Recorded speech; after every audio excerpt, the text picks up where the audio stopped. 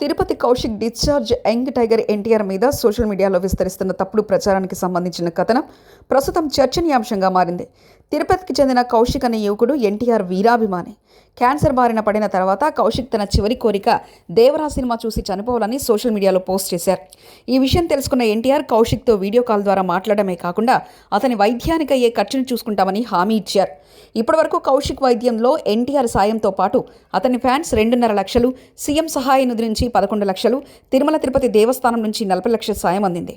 మొత్తంగా ఈ సాయంతో కౌశిక్ హాస్పిటల్ నుంచి డిశ్చార్జ్ అయ్యారు. అయితే తల్లి ఇటీవల మీడియాతో మాట్లాడినప్పుడు ఎన్టీఆర్ నుంచి ఎలాంటి సాయం అందలేదని చెప్పడం వివాదానికి దారితీసింది. ఈ వ్యాఖ్యల కారణంగా కొన్ని సోషల్ మీడియా ప్లాట్ఫామ్లు మరియు మీడియా ఛానల్స్ ఎన్టీఆర్పై విమర్శలు చేయడం ప్రారంభించాయి. అయితే అభిమానులు దీన్ని ఖండిస్తూ ఇలాంటి సున్నితమైన విషయాల్లో సత్యాలను పరిశీలించి మాట్లాడాలని కోరుతున్నారు. ఎన్టీఆర్ తన హామీకి కట్టుబడి కౌశిక్ వైద్యం కోసం అవసరం మొత్తం చెల్లించారని, ఇలాంటి తప్పుడు ప్రచారాలపై అప్రమత్తంగా ఉండాలని ఫ్యాన్స్ విజ్ఞప్తి చేస్తున్నారు.